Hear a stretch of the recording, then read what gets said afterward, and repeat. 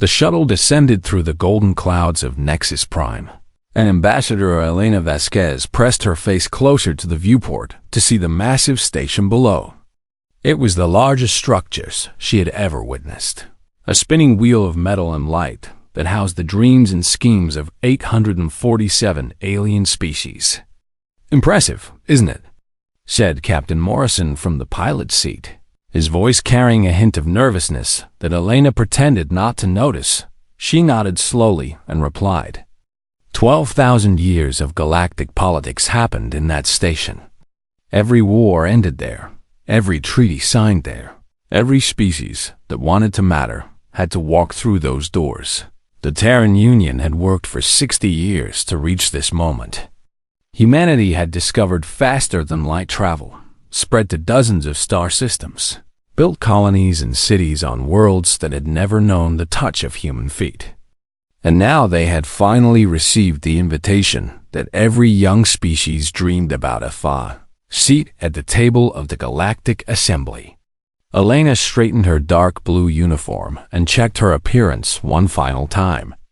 She was 53 years old with gray streaks in her black hair and lines around her eyes that spoke of decades spent in difficult negotiations. Earth had chosen her specifically because she never lost her composure, never raised her voice, and never let anyone see what she was truly thinking. The shuttle docked with a gentle thump, and the airlock hissed open to reveal a corridor of polished white stone that seemed to glow from within. Two figures waited for them there, tall creatures with scales that shimmered between green and gold. Their long necks, supporting heads with four eyes arranged in a diamond pattern. "Welcome to Nexus Prime," one of them said through a translated device. "We are servants of the HFY High Speaker, and we will guide you to the assembly chamber." Elena bowed her head slightly in greeting and followed them through corridors that twisted and turned in ways that seemed designed to confuse visitors. She noticed security devices hidden in the walls, scanners that tracked their every movement, and doors that sealed behind them with quiet clicks. The assembly chamber was a vast dome filled with floating platforms, each one carrying delegates from different species. Some were insectoid creatures with clicking mandibles. Others were beings of pure energy contained in special suits. And still others looked like nothing Elena had ever imagined in her wildest dreams.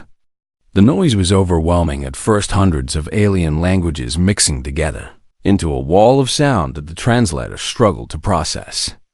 A platform descended to collect the human delegation, carrying them up to a spot near the center of the chamber where all eyes could see them. Elena felt those eyes upon her. Thousands of alien gazes filled with curiosity and something else, something that looked very much like contempt. The HFY High Speaker rose from his throne on the largest platform. He was ancient even by the standards of his long-lived species. His scales faded to a pale silver, his movements slow and deliberate. Ceremonial chains of rare metals hung from his neck, each link representing a treaty he had negotiated over his 3,000-year career. "The Galactic Assembly welcomes humanity to these sacred halls," he announced, his translated voice booming through the chamber. "You are young, having discovered the stars only 60 of your years ago, but youth is not a crime. We welcome all who seek to join our great community." Polite sounds of approval rippled through the chamber, but Elena detected the false notes beneath the surface. This was a performance, she realized. A show put on for newcomers who did not yet understand the rules of the game. "We have prepared terms for humanity's provisional membership," the High Speaker continued, gesturing to one of his assistants who projected holographic text into the air.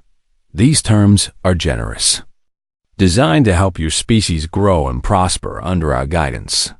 Elena read the terms carefully, her expression never changing, even as her heart grew cold with each new line.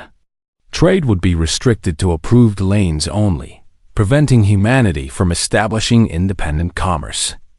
All technology would be reviewed by an oversight committee that could reject anything deemed too advanced for a young species. Human ships would be required to carry tracking devices at all times, and a tribute of resources would be paid annually to fund protection services provided by elder species. The Dralith Commerce Guild representative floated forward on his platform, a creature that resembled a massive slug covered in gemstones that were actually sensory organs. "And of course," he said in an oily voice, "we will need exclusive rights to develop the mineral resources of your home system. Earth possesses rare elements that would be wasted in inexperienced hands." More species added their demands. The Vraxian warlords wanted recruitment rights for human soldiers to serve in their mercenary fleets. The Thought Collective wanted unrestricted access to human neural patterns for their research. The Illuminated Concord said nothing at all, but their ancient android representative watched with eyes that seemed to see everything. Elena listened to every demand with perfect patience. She asked questions about specific clauses and requested clarification on several points. She took notes on a small device and occasionally whispered to her fellow delegates. Through it all, she displayed no anger, no offense, no emotion at all. The High Speaker seemed pleased by her calm demeanor, misreading it as acceptance. "We understand this is much to consider," he said with what might have been a grandfatherly smile.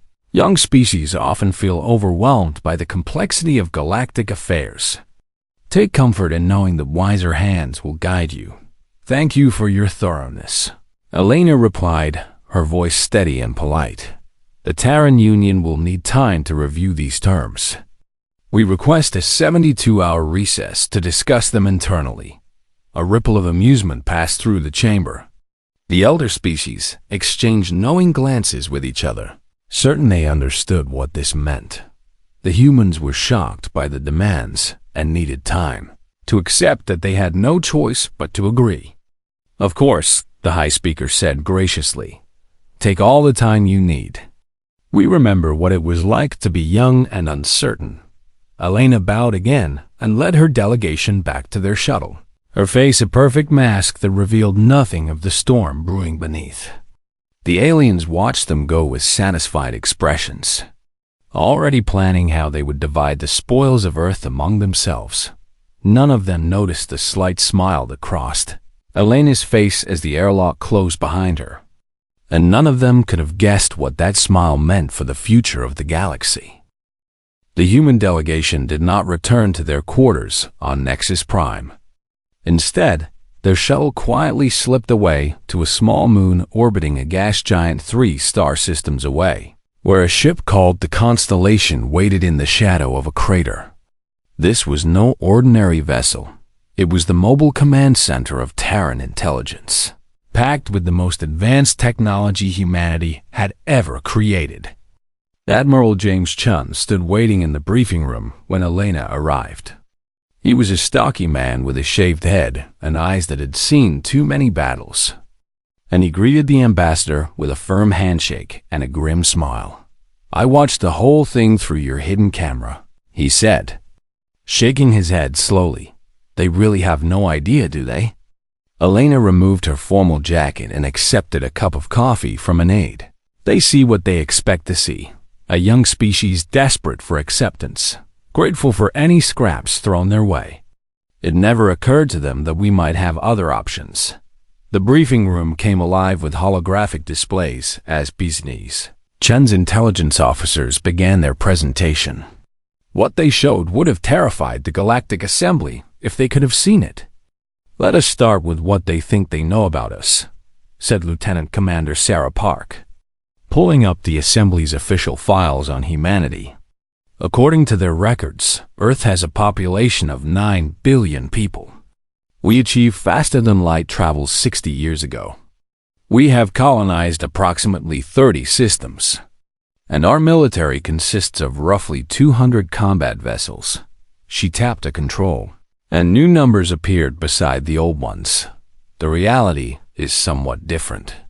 Our actual population across all territories is 94 billion.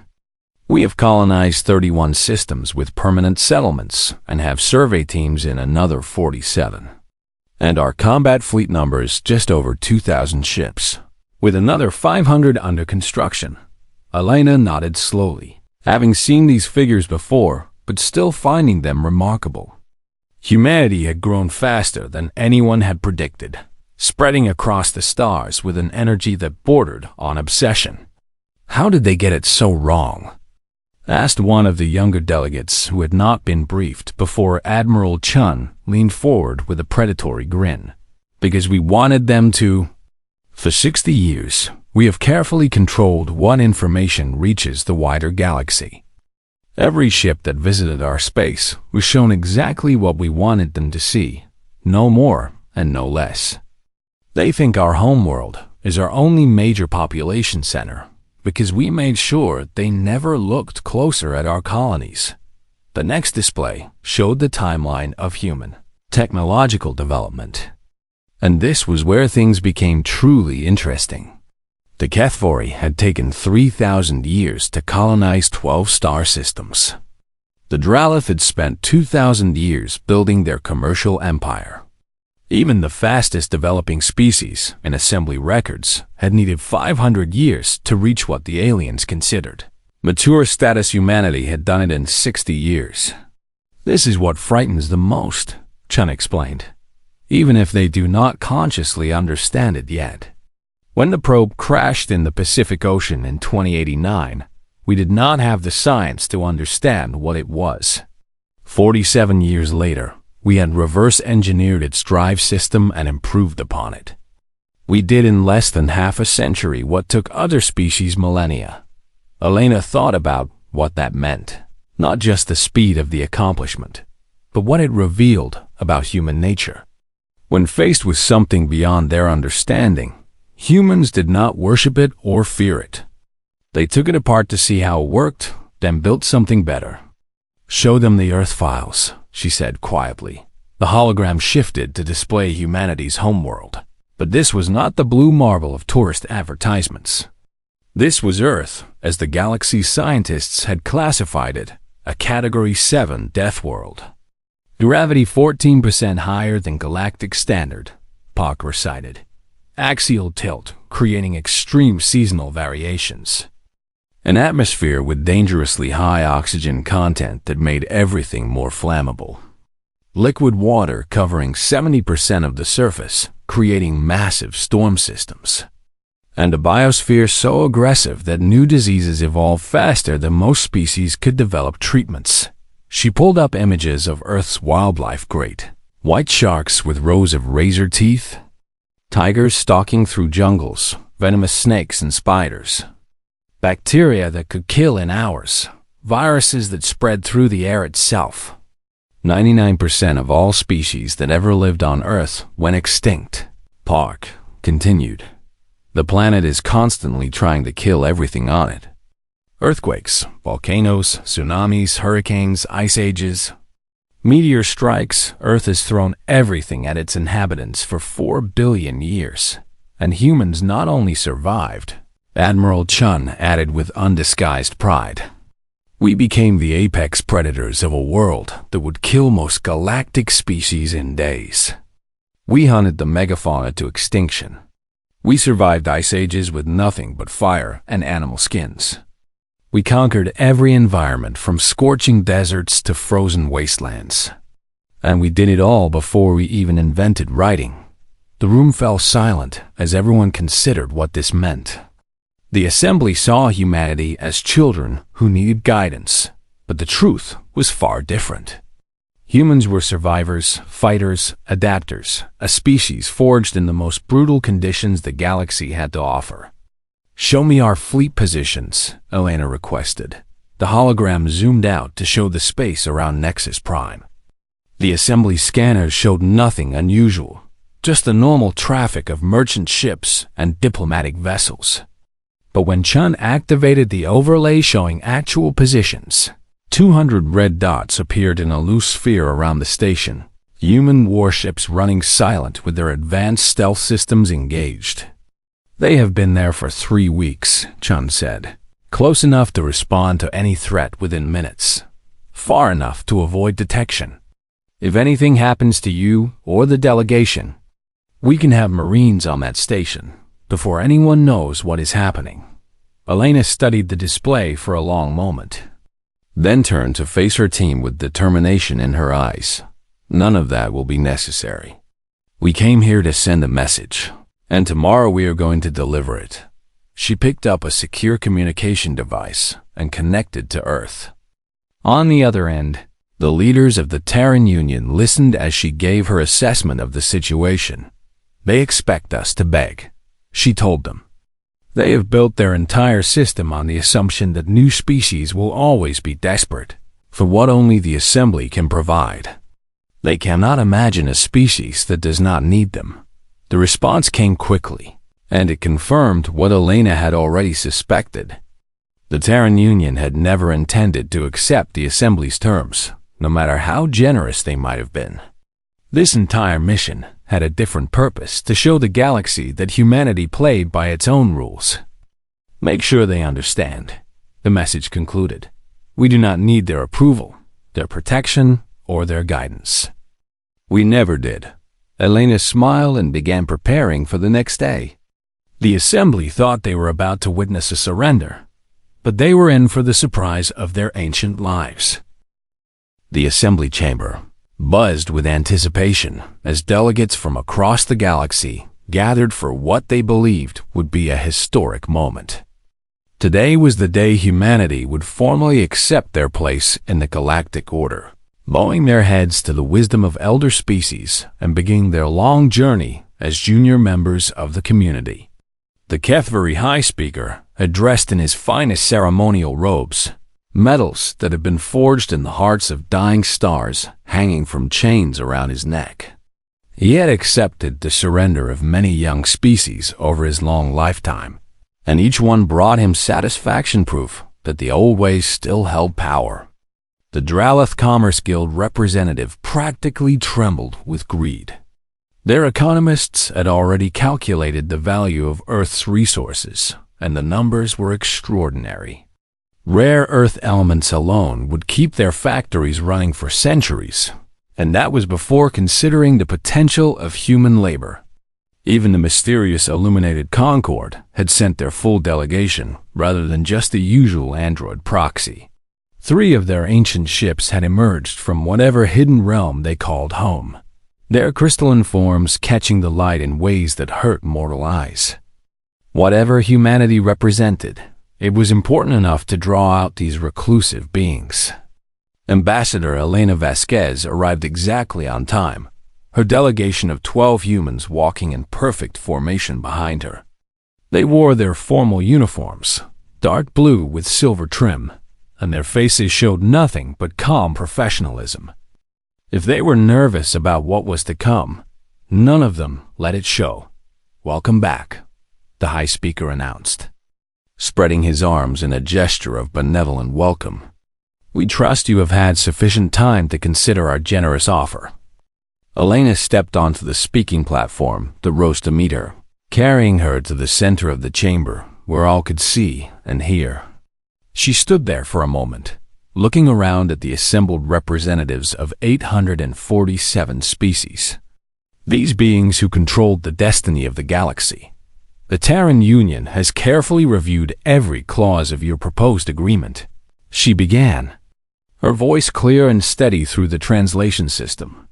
"We have discussed it at the highest levels of our government and reached a unanimous decision." The High Speaker leaned forward with a satisfied expression. This was the moment he loved best, when young species finally accepted the reality of their position. Soon the human ambassador would offer words of gratitude and submission, and another world would fall under the Assembly's influence. "We find your terms unacceptable." Elena said. Silence fell across the chamber like a physical force. Delegates froze in mid-motion. Conversations died on hundreds of lips, and every eye fixed on the small human woman standing alone in the center of the vast room. Surely they had misheard. Surely the translator had made an error. "I beg your pardon?" The High Speaker managed, his scales flushing an embarrassed purple. "Your terms are unacceptable," Elena repeated, her voice growing stronger with each word. They are not a partnership, but a surrender. They are not guidance, but subjugation. And they assume a desperation on humanity's part that simply does not exist. The chamber erupted in chaos. Delegates shouted over each other in 100 languages. Platforms swung wildly as beings tried to get closer to the spectacle, and the high speaker's scales cycled through colors that had no translation. "You cannot refuse." The Dralith representative shrieked, his gemstone sensors flashing with agitation. "Every species accepts the standard terms. It is the way of things. You need us for trade, for protection, for technology." Elena turned to face him directly, and something in her gaze made the massive slug creature flinch backward. "Do we?" She asked calmly. "Let me tell you what the Terran Union does not need. We do not need your restricted trade lanes, because we have already established commerce with 17 independent systems that chose to ignore your monopolies. We do not need your technological oversight, because our scientists have surpassed your standards in several key areas. And we certainly do not need your protection." She paused, letting her words sink in before delivering the next blow. 3 months ago, a Vraxian raider fleet attacked one of our outer colonies. 14 ships, the largest raiding force they had assembled in a decade. The battle lasted 4 hours. We did not lose a single vessel. The Vraxian warlord, who had been watching with predatory interest, suddenly went very still. His intelligence officers had told him those raiders were lost in a navigation accident, but the human ambassador was looking directly at him with eyes that held no fear at all. "The Galactic Assembly has failed to address Vraxian aggression for 300 years. Elena continued. "You have accepted it as simply the cost of doing business in certain regions of space. Humanity dealt with the problem in one afternoon." The High Speaker finally found his voice, though it shook with an emotion caught somewhere between anger and disbelief. "You speak as though you are our equals, but you are children.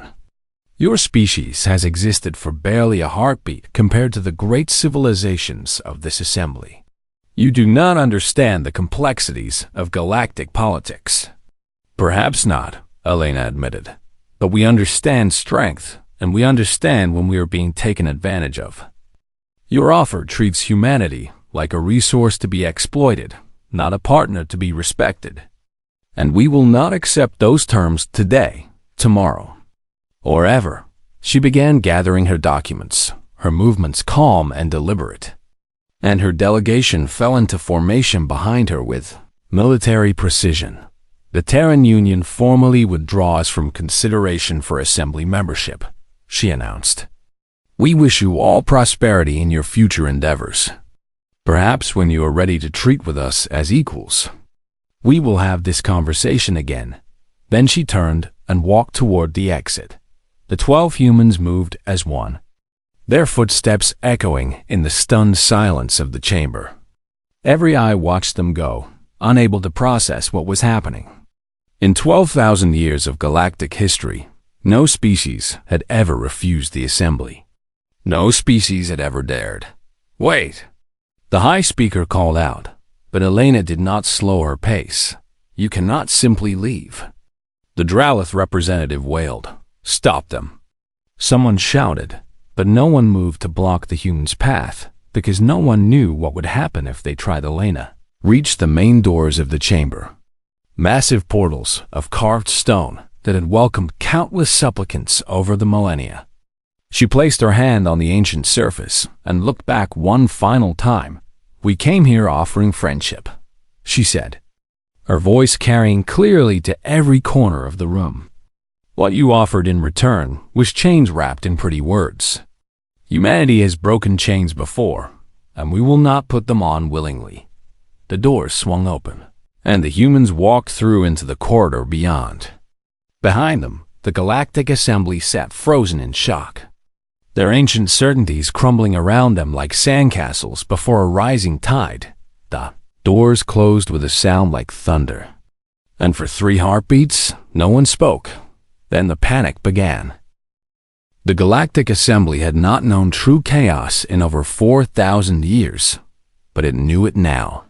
Delegates screamed at each other across the chamber. Platforms crashed together as beings rushed to confer with allies and the ancient communication. Systems overloaded with urgent messages flying in every direction. The HFY speaker stood frozen at his podium, his scales shifting through colors that had no name in any language. In 3,000 years of diplomacy, he had never seen anything like this, had never even imagined that such a thing was possible. Species did not refuse the assembly. It simply was not done. Everyone remained calm. He shouted, but his voice was lost in the storm of alien panic. The Dralath Commerce Guild was the first to truly understand the economic implications of what had just happened. Their representative had retreated to a private communication bubble and was screaming at his financial advisors back on the homeworld. "What do you mean our projections are ruined?" he demanded, his gemstone sensors pulsing with distress. "We have exclusive contracts with 47 species based on our control of rare earth supplies. If humanity establishes independent trade routes, then every one of those contracts becomes worthless." His advisor confirmed grimly, "Species will buy from the humans instead because they will not have to pay our markup. Our entire economic model depends on being the only option, and suddenly we are not." The Dralath representative looked like he might collapse. Generations of wealth, centuries of careful monopoly building, all of it threatened by one small species that refused to play by the rules. In another corner of the chamber, the Vraxian warlord was having an even more disturbing conversation. His intelligence chief had appeared on a holographic display, and the news he brought made the warlord's blood run cold. The raider fleet was not lost to navigation error. The intelligence chief reported, "The humans destroyed all 14 ships in less than 4 standard hours. They used weapons we could not identify and tactics we have never encountered. And according to our analysis, they did not even consider it a significant engagement. 14 ships should have overwhelmed any colony defense force." The warlord growled, "How is this possible? We do not know, but there is more. Our deep space sensors have detected anomalies around Nexus Prime energy signatures that appear briefly and then vanished. We believe the humans have ships in this system that our technology cannot track." The warlord felt something he had not experienced in decades: fear.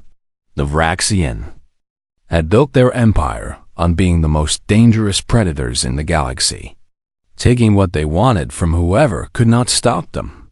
But if the humans could destroy his raiders so easily, what else could they do? "Order all fleets to avoid human territory," he commanded, "permanently. We will find easier prey elsewhere." The political consequences were spreading like wildfire through the assembly. Species who had been bullied by elder powers for centuries were suddenly paying very close attention to what had happened. The HFY had maintained control through the simple assumption that new species had no alternative to submission. But humanity had just proven that assumption wrong. The Thought Collective was already analyzing the implications. Their hive mind processed information faster than any individual being could manage, and their conclusions were troubling. If one species can refuse and survive, others will follow.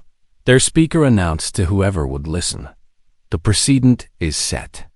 The balance of power that has governed this assembly for 12,000 years has been fundamentally challenged." Representatives from smaller species were whispering to each other, their conversations hidden from the elder powers by translation jammers and privacy fields. For the first time in generations, they were considering possibilities that had seemed like fantasy before today. But the most significant reaction came from the most unexpected source: the Illuminated Concord. Those ancient beings who had watched the galaxy for longer than recorded history finally chose to act. Their crystalline ships moved in perfect synchronization, repositioning themselves around Nexus Prime in a pattern that had not been seen in 10,000 years. It was a signal. Those who recognized it realized, a declaration that something of supreme importance was occurring. The android proxy that served as their voice in the assembly suddenly activated, pushing through the chaos to reach the high speaker's podium. Its ancient eyes, which had witnessed the rise and fall of countless civilizations, fixed on the HFY leader with an intensity that made him step backward. "You must not let them leave," the android said, its voice cutting through the noise like a blade. "You do not understand what you are dealing with. What do you mean?" the high speaker demanded. "They are just another young species. Arrogant perhaps, but surely they will come to their senses when they realize they need us." "They do not need you," the android replied. "That is what you have failed to understand. We have watched this species since they first looked up at the stars and wondered what was there. They are not like the others." The Concord had maintained their silence for so long that everyone had forgotten they were watching. But they had never stopped. They had seen humanity survive ice ages and plagues, wars that killed millions, and disasters that should have ended them forever. And every time, the humans came back stronger. "They adapt," the android continued, "faster than any species we have ever observed. What takes others millennia, they accomplish in decades. What kills others makes them more determined. They do not accept limitations. They find ways around them or through them." The high speaker's scales had gone pale. "What are you saying?" "I'm saying that you have made a terrible mistake. You tried to cage a species that cannot be caged, and now they know that you see them as prey rather than partners. They will remember this." Emergency meetings were convening. Across the station, military advisors were delivering assessments that grew more alarming by the hour as they dug deeper into what humanity had actually accomplished. The numbers in the Assembly's databases were wrong, catastrophically wrong. Their population is at least 10 times what we estimated. One HFY analyst reported, her voice shaking. "Their fleet strength is an order of magnitude beyond our projections. And their technology, we cannot even classify some of their weapon signatures. How did we miss this?" Her superior demanded, "Because they wanted us to miss it. They have been feeding us false information for decades, showing us exactly what they wanted us to see. Every survey mission, every diplomatic contact, every trade negotiation, all of it was managed to maintain our false assumptions. The implications were staggering. The humans had not stumbled into the galactic community as naive newcomers. They had entered it as spies, gathering intelligence on every species they encountered while revealing nothing true about themselves. The assembly had thought they were welcoming a child, but they had actually invited a predator to dinner. What do we do?" someone asked. Voicing the question that was on everyone's mind, no one had an answer, because no one had ever faced a situation like this. The old rules did not apply. The old assumptions were worthless, and the old certainties had crumbled to dust somewhere in the chaos. A junior diplomat made a suggestion that would have seemed insane an hour earlier. "Perhaps we should apologize and offer better terms?" The chamber fell silent as hundreds of beings considered the unthinkable, treating a young species as an equal. Ambassador Elena Vasquez was halfway to her shuttle when the emergency protocols activated throughout Nexus Prime. Ancient systems that had not been used in 4,000 years suddenly came alive, sealing corridors and redirecting traffic patterns. Whatever was happening, it was significant enough to trigger the highest level of alert the station possessed. "Should we be concerned?" Captain Morrison asked. His hand moving toward the sidearm, hidden beneath his jacket. Elena shook her head calmly. "If they wanted to stop us by force, they would not announce it with alarms. This is something else." She was right. Within moments, a delegation appeared in the corridor ahead, not the bureaucrats and functionaries who had greeted them before, but beings of obvious power and authority. There was a HFY elder, whose ceremonial chains made the high speakers look like costume jewelry. A Dralith, whose gemstone sensors were the deep black of extreme age. And at the center of the group, the android proxy of the illuminated Concord. "Ambassador Vasquez," the android said, its ancient voice carrying weight that had nothing to do with volume. "We request a moment of your time." Elena studied the group for several seconds, reading the situation with the instincts of a lifetime diplomat. These were not the politicians who had tried to subjugate humanity. These were the real powers behind the assembly, the ones who actually made decisions. "I am listening," she said. The android gestured, and a privacy field shimmered into existence around them, blocking all surveillance and translation systems. "What was offered to you in the assembly chamber was an insult. We acknowledge this.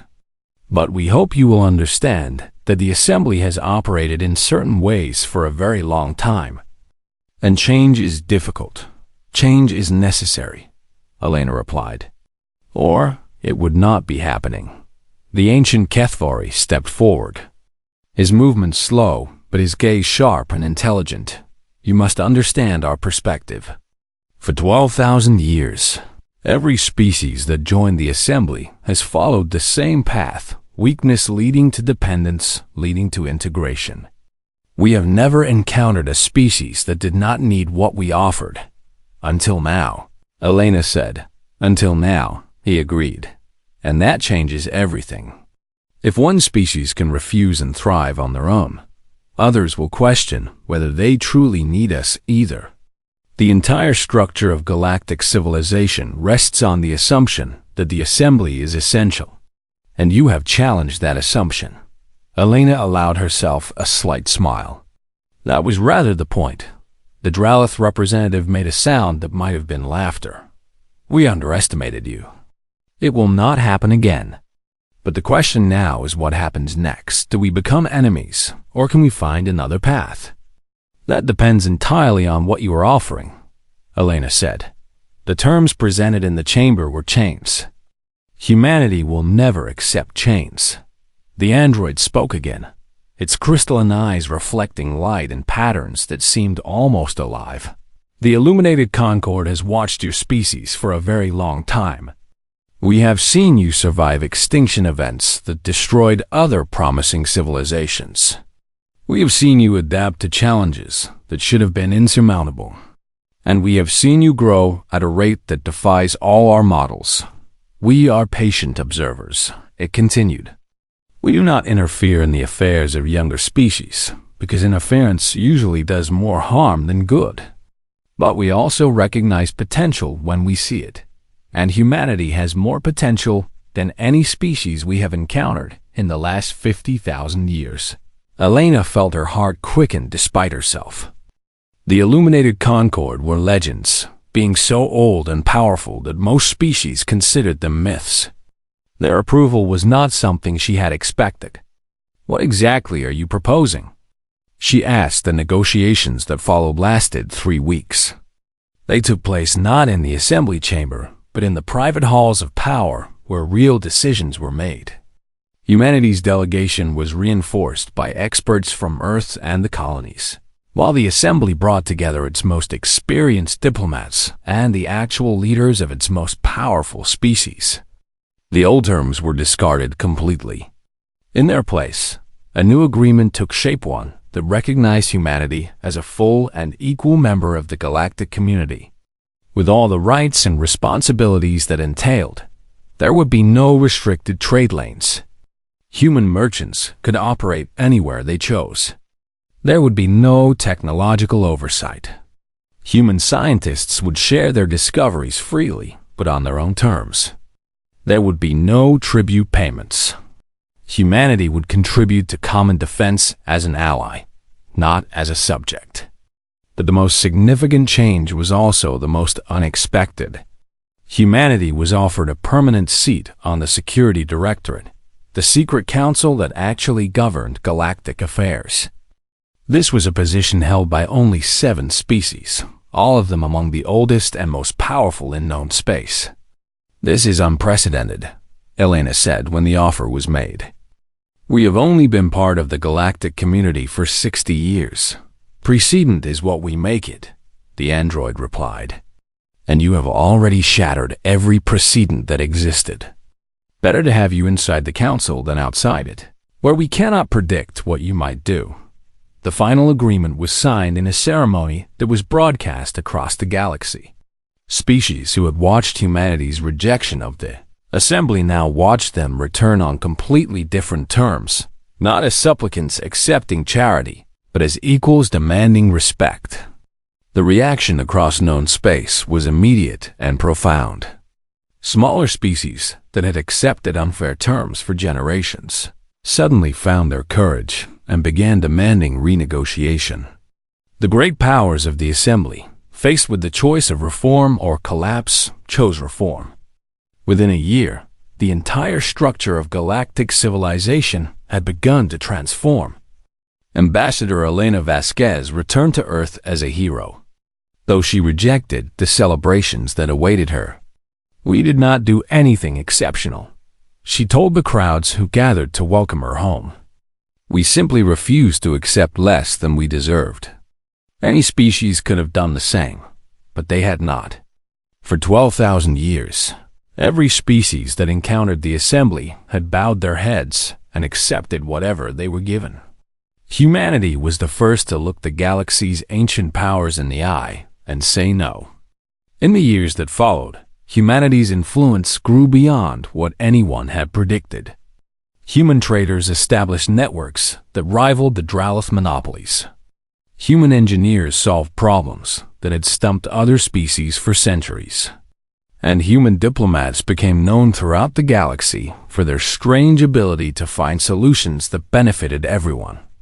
The illuminated Concord, who had watched so many species rise and fall, began to wonder if they were finally seeing something new, a species that might not just survive, but actually change the galaxy for the better. And in taverns and meeting halls across 100,000 worlds, beings of every shape and size raised their drinks in toasts that all meant the same thing to the humans, who had reminded the galaxy that the powerful only rule because the weak allow it.